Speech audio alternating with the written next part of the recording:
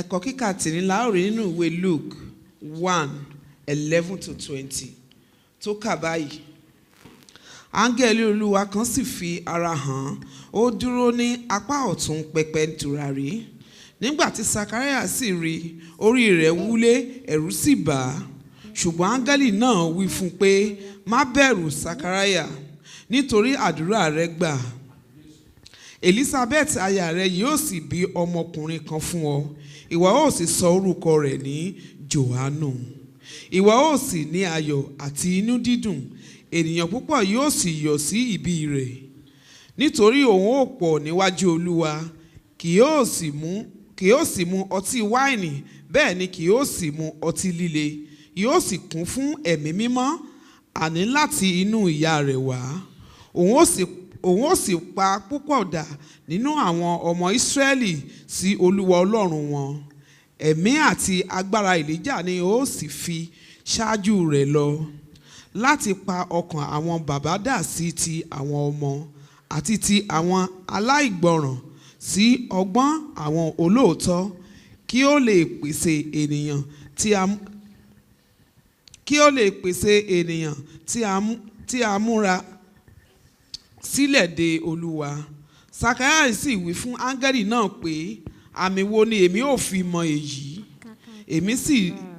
Èmi sáà di àgbà àti Elizabeth aya mi sì di arúgbó. Áńgẹ́lì náà sì dáhùn, ó wí fún un pé, èmi ni Gabrieli tí máa ń dúró níwájú Ọlọ́run. Èmi ni a rán wá láti sọ fún ọ àti láti mú ìyìn ayọ̀ wá fún ọ. Ẹ̀kọ́ tí ó parí 20. Sì kíyèsí, ìwọ ó yadi, ìwọ kì yóò sì lè fọhùn títí ọjọ́ náà tí nǹkan wọ̀nyí yóò fi ṣẹ. Nítorí ìwọ kò gbọ́ ọ̀rọ̀ mi gbọ́, tí yóò sì lọ ṣẹ ní àkókò rẹ̀. Báyìí ni a parí ẹ̀kọ́ kíkà rẹ̀.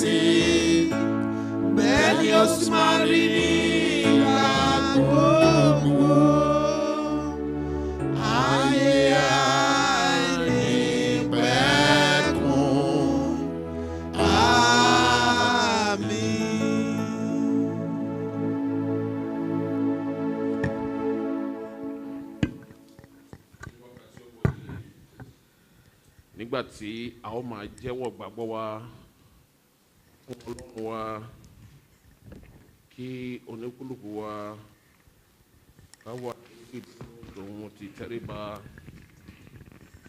nígbà tí a bá ń ka ìjẹ́wọ́ ìgbàgbọ́.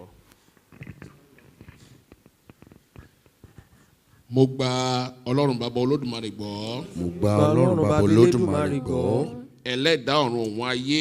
Ẹlẹ́dàá ọ̀run òun ayé. Mo gba Jésù Kristi gbọ́. Mo gba Jésù Kristi gbọ́. Ọmọ rẹ̀ nìkan ṣoṣo Olúwa wa. Ọmọ rẹ̀ nìkan ṣoṣo Olúwa wa. Ẹni tí a fi ẹ̀mí mímọ́ lóyún. Ẹni tí a fi ẹ̀mí mímọ́ lóyún. Ẹni tí Màríà wúndíá bí. Ẹni tí Màríà wúndíá bí. Ẹni tó jìyà lọ́wọ́ Pọ́ńtù Pílátù. Ẹni tó jìyà lọ́wọ́ Pọ́ńtù Pílátù. Ẹni tí a kàn mọ́gi Ẹni tí a kàn mọ́gi àgbélébùú. Ó sọ̀kalẹ̀ rẹ̀ ipò kú. Ó sọ̀kalẹ̀ rẹ̀ ipò kú. Ní ọjọ́ kẹta. Ní ọjọ́ kẹta. Ó jí dìde kúrò nínú òkú. Ó jí dìde kúrò ní òkú. Ó ro òkè ọ̀run. Ó ro òkè ọ̀run. Ó sì jókòó lọ́wọ́ ọ̀tún Baba Olódùmarè. Ó sì jókòó lọ́wọ́ ọ̀tún Baba Olódùmarè. Níbẹ̀ ni yóò ti wá ṣèdájọ́ àyè. Níbẹ̀ ni yóò ti wá ṣèdájọ́ àyè wò. Mo gba ẹ̀mí mímọ́ gbọ́. Ẹ̀mí mímọ́ gbọ́. Ìjọ mímọ́ ènìyàn Ọlọ́run. Ìjọ mímọ́ ènìyàn Ọlọ́run. Ìdàpọ̀ àwọn ènìyàn mímọ́. Ìdàpọ̀ àwọn ènìyàn mímọ́. Ìdáríjì ẹ̀ṣẹ̀. Ìdáríjì ẹ̀ṣẹ̀. Àjíǹde ara ní ìsà òkú. Àjíǹde ara ní ìsà òkú. Àti ìyè tí ò ní ìpẹ̀kun. Àti ìyè tí ò ní ìpẹ̀kun. Kí Olúwa kí ó pẹ̀lú yín. Yóò sì pẹ̀lú ẹ̀mí rẹ̀. Ẹ jẹ́ kí a gbàdúrà. Nígbàtí oníkúlùkù wa yóò wà ní ìwólẹ̀, a máa lọ nínú àdúrà èèyàn mẹ́ta. Àdúrà ẹni alákọ̀ọ́kọ́, wọ́n bá wa dúpẹ́ lọ́wọ́ Ọlọ́run fún gbogbo oore tí Ọlọ́run ṣe fún wa, pàápàá jùlọ tó tún jẹ́ kí a tún gbé ọ̀sẹ̀ kan jẹ ní ìṣẹ́gun. wàhálà àti ìdààmú kò yálé wa àrògùn àsúrépè nínú ọ̀sẹ̀ Ọlọ́run tó fi ọmọ làǹtìlanti dá wa lọ́lá kólúwa kó jọ kó gba ọpẹ́ wa àdúrà ọpẹ́ mọ́mí Ṣẹ̀rí. Ní orúkọ Jésù. Àmín Jésù. Àmín Jésù. Kristi ọmọ Ọlọ́run atóbi jẹ́ ní ìyanu. Kábíyèsí. Àwọn ọmọ yín adúpẹ́ dúpẹ́. Ẹ ṣé o, ẹ ṣé bàbá. Ẹ ṣé o. fún ìgẹ̀ yín fún Ẹ ṣeun, ẹ ṣeun, ẹ ṣeun. fún àánú yín lórí wa.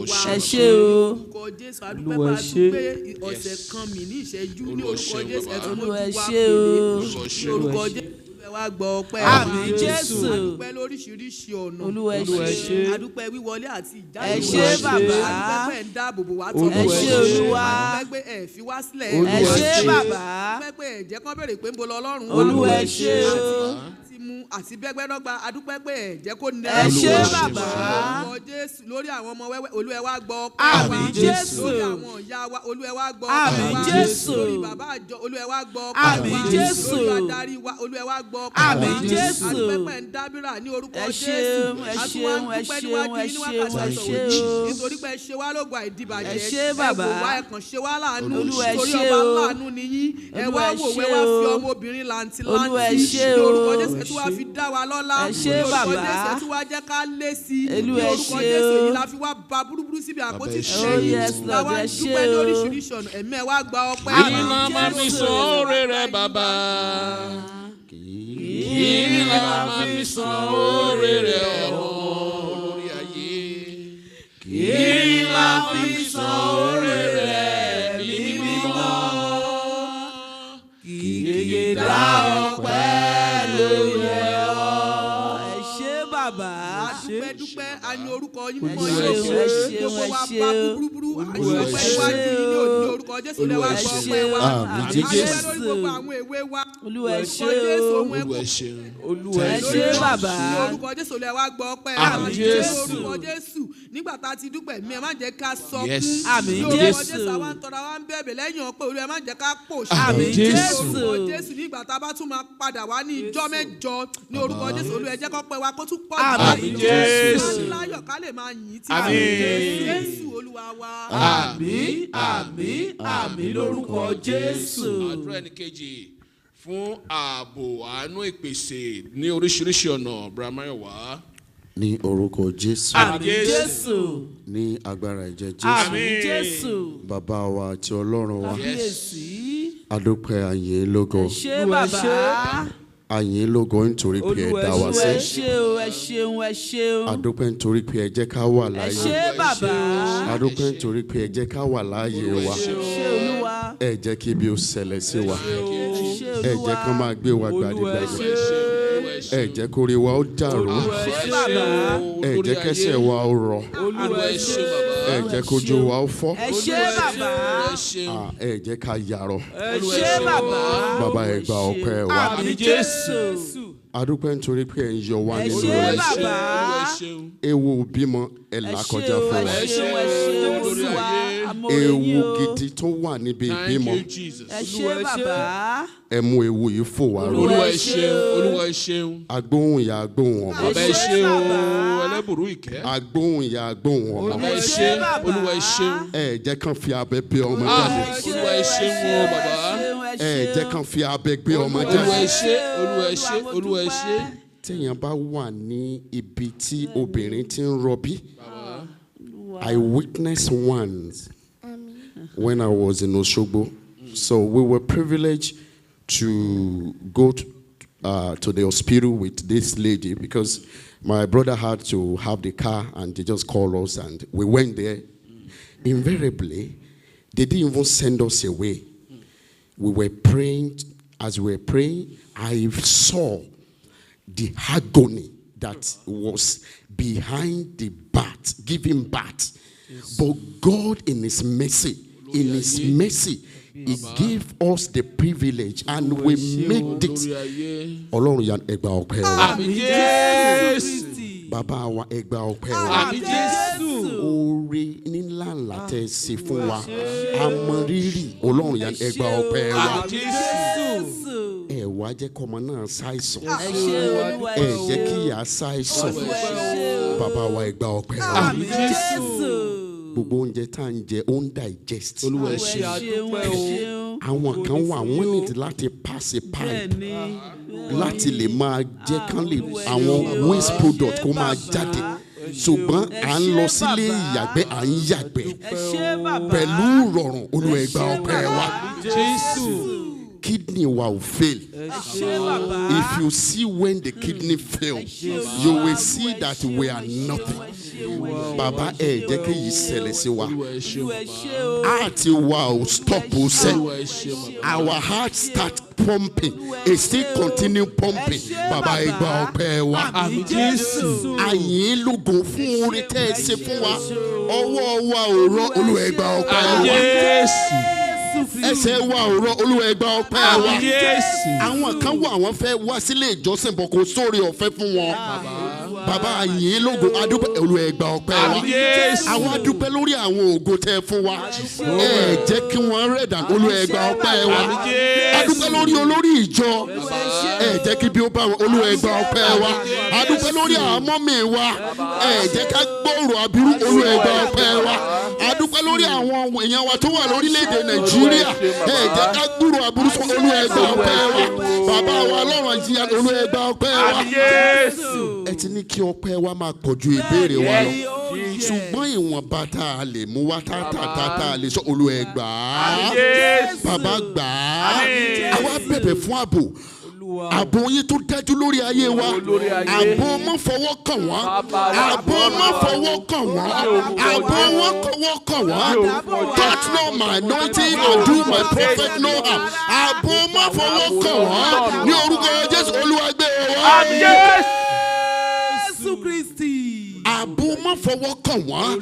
These are my children. Ààbò má fọwọ́ kàn wọ́n. These are my home. Ààbò má fọwọ́ kàn wọ́n. These are my children. Olúwa dábò wá. Ìdábò Ọlọ́run jọ o. Jésù Kristi. Ewu ó ń ṣẹlẹ̀ lọ́tún lósì. Ìjàmbá ń ṣẹlẹ̀ lọ́tún lósì. Àwọn ẹ̀bí burúkú rìn káàkiri. Wọ́n ń wọ ẹni tí wọ́n bàjẹ́. But ní orúkọ Jésù ààbò yìí tó dájú ẹ fi bò wá Olúwa. Jésù. A kó àwọn ọmọ wa lé lọ́wọ́. A ò lè dáàbò bò wọ́n. A ò lè dáàbò bò wọ́n. Ṣùgbọ́n èèyàn Ọlọ́run lè dáàbò bò wọ́n. Ààbò yìí tó dájú wọ́n ń lọ ní o. Wọ́n lọ iléèwé wọn ní o. Wọ́n padà wá ní o. Ní orúkọ Jésù ẹ wá fi bò wọ́n. Àwọn tó ń gùn bẹ́ẹ̀ má jẹ́ kan rí wọn gbèsè. Aláwọn tó ń gùn bẹ́ẹ̀ má jẹ́ kan rí wọn gbèsè. We need to pray because the demon has entered some people, and they will tell the person, "Oh yeah, push that person to the train, push that person to the car, just push, just push, just push." Àwa bẹ̀bẹ̀ gbogbo àwọn ẹ̀mí kẹ́mi Olúwa parun. Ní orúkọ Jésù Olúwa parun. Ọlọ́run àánú àwa fi ayé wa lé in lọ́wọ́ nítorí ohun tá a bá fi lé in lọ́wọ́ kì í bàjẹ́. Ohun tá a bá fi lé in lọ́wọ́ kì í bàjẹ́. Ní orúkọ Jésù ayé wa di ọwọ́ yín. Ayé ọmọdé dọwọ́ yín. Ayé àgbàlagbà dọwọ́ yín. Bàbá wa àti Ọlọ́run wa ẹ wá dúró tì wá. Ní orúkọ Jésù ẹ wá dúró tì wá. Àníbi tá ó lọ tá ó ṣe àgbákò má jẹ́ ká lọ síbẹ̀. Ọ̀rọ̀ tá ó sọ tí ó di wàhálà sí wa lọ́rùn ní orúkọ Jésù ẹnu wa pàdé. Jésù Kristi. Àní rìn tá ó ṣe àgbákò Ọlọ́run ìyá má jẹ́ ká rìn Olúwa. Ibi tá ó lọ táwọn ní kí ni mo wá débi báyìí má jẹ́ ó fọ̀ sí wa Olúwa. Bàbá adúpẹ́ nítorí pé ẹ ti gbọ́. Adúpẹ́ nítorí pé ẹ ti ṣe. Jésù Kristi agbára wa. Àmín àmín àmín lórúkọ Jésù. Àdúrà ẹni kẹta wọn á bá wa tọrọ lọ́wọ́ Ọlọ́run fún ẹ̀mí àkọ́tún agbára láti tẹ̀ mímọ́ Ọlọ́run wá agbára wíbẹ̀ jẹ́ bẹ́ẹ̀ kó Olúwa kó jọ kó sọ̀kalẹ̀ fún wa mọ̀mí Sẹ́ríkì. Agbára jíǹde kó wọnú ayé mi. Agbára jíǹde wọ́n wọnú ayé wọn lọ. Agbára jíǹde wọ́n wọnú.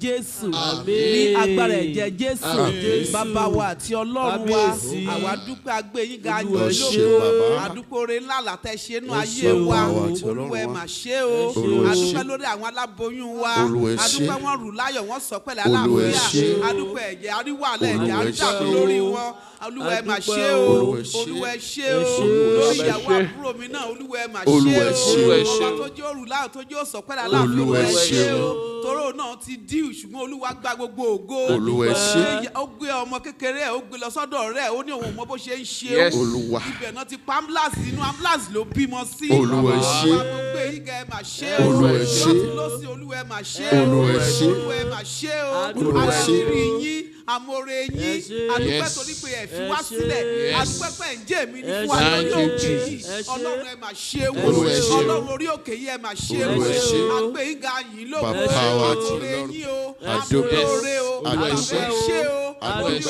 òtún ẹ̀jẹ̀ ó ṣẹlẹ̀ sí wa ìyá lárí àrọ́mọ ẹ̀jẹ̀ ó ṣẹlẹ̀ sí wa ọmọ lárí àríyá ẹ̀jẹ̀ ó ṣẹlẹ̀ sí wa Ọlọ́run wa Olúwa ẹ mà ṣe o ọba tó kọjú sí wa ṣe wá lóore ọba tó kọjú sí wa ṣe wá lóore ọba tó pẹ̀lú wa ọba tó darapọ̀ mọ́ wa tí ó fi wá sílẹ̀ àgbẹ̀ ìgà yìí ló wá ṣe ìjọba Olúwa ẹ mà ṣe wọn ọba tó jẹ́ ó tó jáwé níbi ó sọ̀rọ̀ Olúwa ẹ mà ṣe wọn Olúwa ẹgbẹ́ yìí ẹlẹ́yìn ọpẹ́ wa wo tòṣì ẹlẹ́sìn bàbá ẹ wá dáríjì wá ayérayé ẹ dáríjì wá àlè ní kórí ó má jì Olúwa ẹ dájú ẹran ara ṣáà ni wá àdálẹ́ là ń dẹ́ṣẹ̀ ìṣẹ́jú là ń dẹ́ṣẹ̀ ṣùgbọ́n ìlọba aláforíjì Ọlọ́run alààyè wá dáríjì wá lórí gbogbo ẹ̀ṣẹ̀ bàbá ẹ̀ṣẹ̀ ìkọ̀kọ̀ Olúwa dáríjì wá o ẹ̀ṣẹ̀ tó lè mú káwá ká má rí Olúwa dáríjì wá torí àfẹ́ wá lásán àfẹ́ lọ́wọ́ òfò Ọlọ́run ẹ jọ̀ọ́ bẹ́ẹ̀ tí wa náà dùn káwa náà máa sùn sí ìwà àmọ́ Ọlọ́run àwọn ilẹ̀ lè gbà wá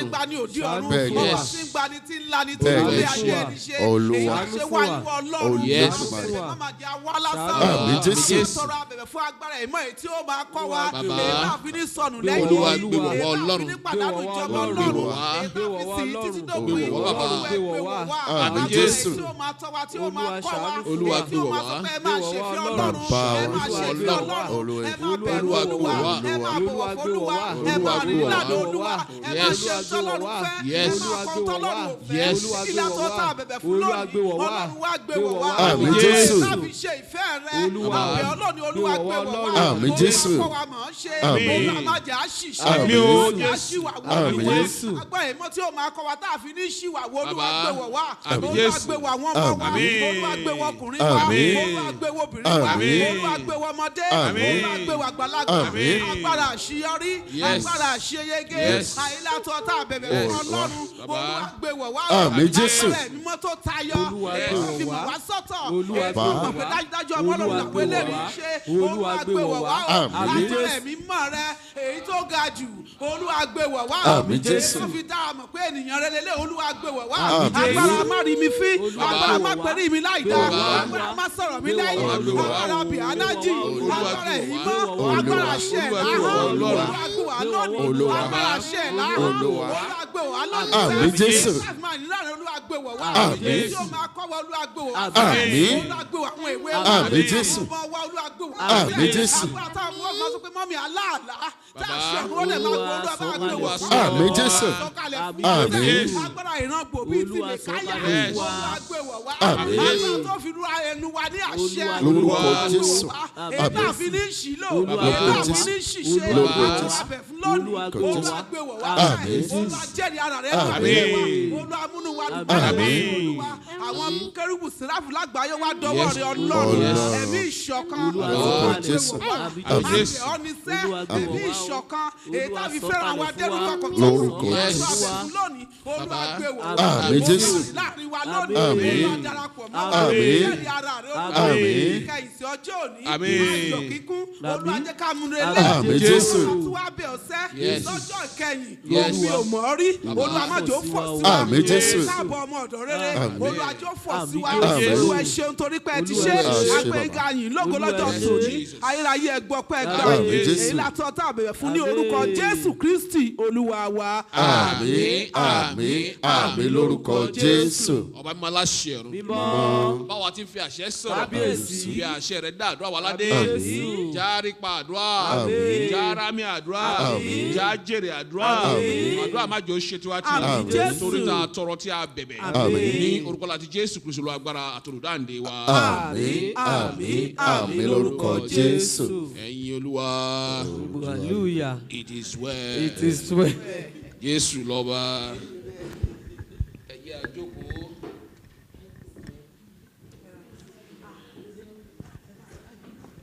Mommy, ẹ káàbọ̀ ma. God bless you.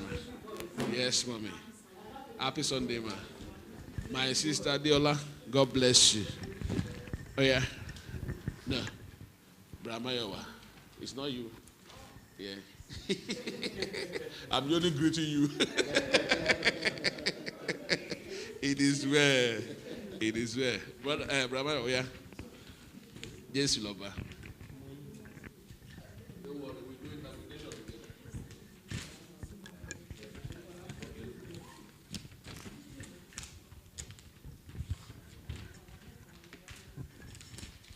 Praise the Lord. Praise the living Jesus. Akéwà fún ọjọ́ ìsinmi tòní. Ọlọ́run á sọ agbára wa dọ̀tun. Ọlọ́run á ràn wá lọ́wọ́. A mọ̀ yí pé gbogbo nǹkan ló ń ṣẹlẹ̀. Iṣẹ́ wa oríṣiríṣi gbogbo ẹ̀ yára ń dẹ̀ but àṣàdúpẹ́ àdẹ̀yìn lọ́ọ̀ lógo. Ọlọ́run á dẹ̀ dúró tì wá. The vision for the church, refreshing the saints and bringing fresh soul to Christ, committed to the work of the Christ. Our weekly activities goes thus. We have a Sunday service, which starts at 12 o'clock, and we end by 3:30. Monday is a day of rest. Tuesday, we have our live Facebook Wakati to Sele. We have been attending, and it has been glorious because the last one, it talks about the respect, the honor. And I took time to listen to the message. It's really, really powerful because the Bible says, He humbled. When we humble ourselves, He exalted us. But if we are proud, I don't want to say what will happen, but the Lord will give us the grace to be humble in the name of Jesus. We respect ourselves, our brothers, our sisters, our husband, everybody. It's good to respect. Even at the place of work, you greet people.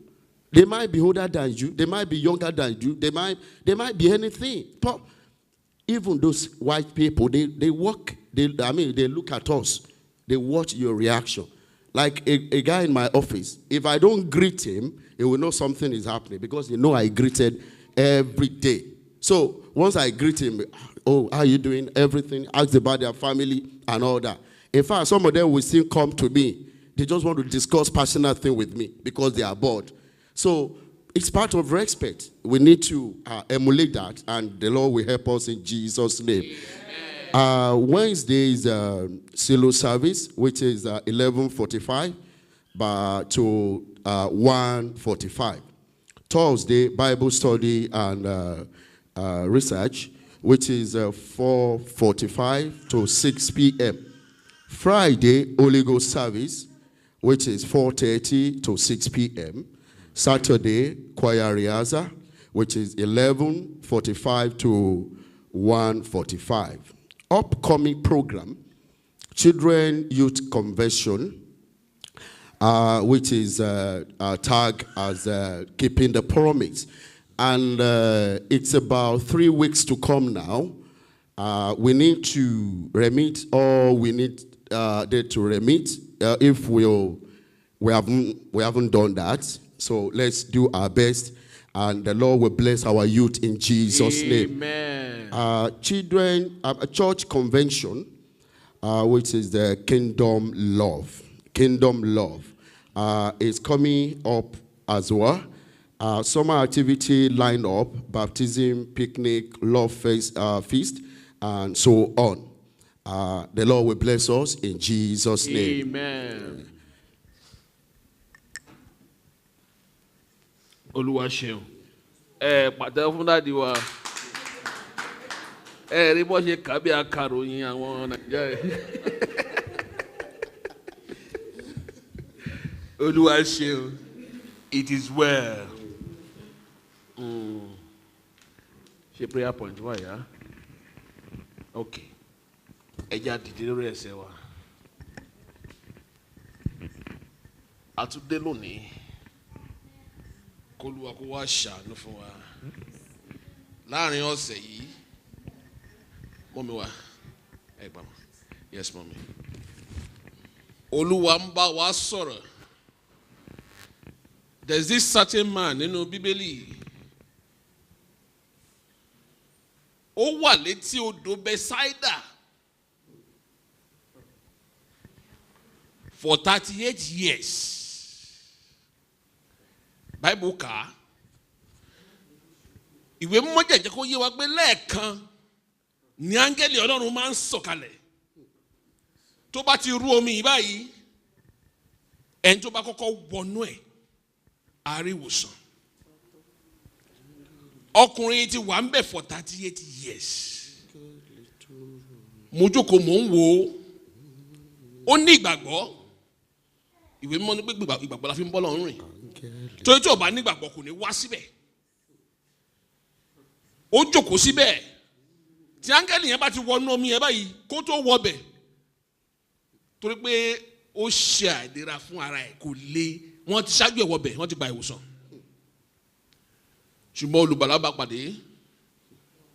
Prayer point tó wá fà jáde fún mi nú ẹ̀. Torí ó ń bi mí wípé how old gan ni Jésù tó fi kú? Ó ní 30 years ni Jésù ni Ọlọ́run àti Jésù fi prepare ministry fún 3 years. 33 years ni Jésù lò láyé. Ọkùnrin tí ń lò 38 years lọ. Kò dẹ̀ tí ìlọ́nà àbáyọ. Ó wá ń sọ fún mi ogun tó le. Àwọn ogun tó le ju ọjọ́ orí wa gan lọ. Kí Jésù Ọlọ́run kó ṣàánú fún wa lónìí. Àmín Jésù. Kó bá wa bì wọ́n wó. Àmín Jésù. Ogun tá ò mọ̀dí. Jésù Ọlọ́run jọ̀ọ́. Èyí tó ń bá wa rìn. Olúwa jọ̀ọ́. K'Olúwa kó ṣàánú fún wa. Àmín Jésù. Torí tó bá wádìí lọ tó bá wádìí bọ̀ wọ́n á ní àwọn ò rí nǹkan kan. Ọlọ́run jọ̀ọ́. K'Olúwa kó jọ ọba tó ń wà kiri nínú omi. Gbogbo ohun tó dàbí ogun nínú ayé wa tá ò tiẹ̀ mọ̀dí ogun àìmọ̀dí. Ogun tó ju ọjọ́ ayé mi lọ ọ máa ń kọrin yẹn ìyá. Ṣé ni mo pa láṣẹ èmi ò fi ṣeré o. Bàbá. Ṣé ni mo pa láṣẹ èmi ò fi ṣàwàdà. Ogun bí òkè, ogun bí ilẹ̀. Ogun tí mo fọwọ́ mi bá nípa ẹ̀ṣẹ̀ mi. Lórúkọ Jésù kó máa bá dúrà lọ. Ẹ jẹ́ á sọ di àdúrà gbogbo ogun ayé wa k'Olúwa kó jọ lónìí. Bó ṣe bá ọkùnrin yìí pàdé tó tán ìṣòro ayé ẹ̀ kó wá tán ìṣòro ayé wa lónìí. Kó ṣàánú fún wa alágbàwé ẹ̀dá ọba ayérayé bàbá wa àti Ọlọ́run wa. Ogun láyé wa ni láyé àwọn ọmọ láyé ọkọ wa Ó ní Jésù kọjá lọ. Alágbàwé ẹ̀dá Olúwa yàwó nínú ayé wa lónìí. Gbogbo ogun tí ò já ní tẹ̀síwájú tí ò já rí ọ Olúwa tẹ̀ ń bọ̀ bá. Ó ṣẹ́ ogun ayé arákùnrin yìí. Ogun náà ò gbérí mọ́. Ẹni láti ṣòun la. Ogun tó bá wa rìnrìn àjò. Ogun tó ní kó wò ní gbà. A mọ̀ ń pa ẹni a ò mọ̀ ń pa ẹni. Ogun ìrandíran. ègún ìdílé ní orúkọ Jésù Olúwa máa pa wọ́n rẹ́ nínú ayé wa àmì rẹ̀ bọ́lá rẹ̀ ní orúkọ Jésù Olúwa sàmì rẹ̀ sí wa lára ṣàánú wa bẹ́ẹ̀ bẹ́ẹ̀ wa a ó yìn ọ́ a ó gbé ọ̀gá Jésù Olúwa wa. Àmín àmín àmín lórúkọ Jésù. Àṣepọ̀. Olúwa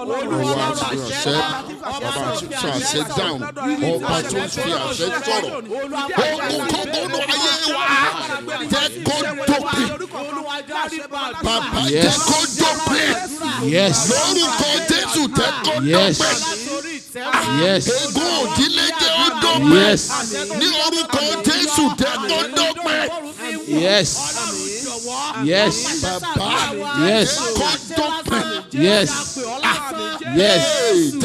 Jésù Olúwa wa. Àmín àmín àmín lórúkọ Jésù.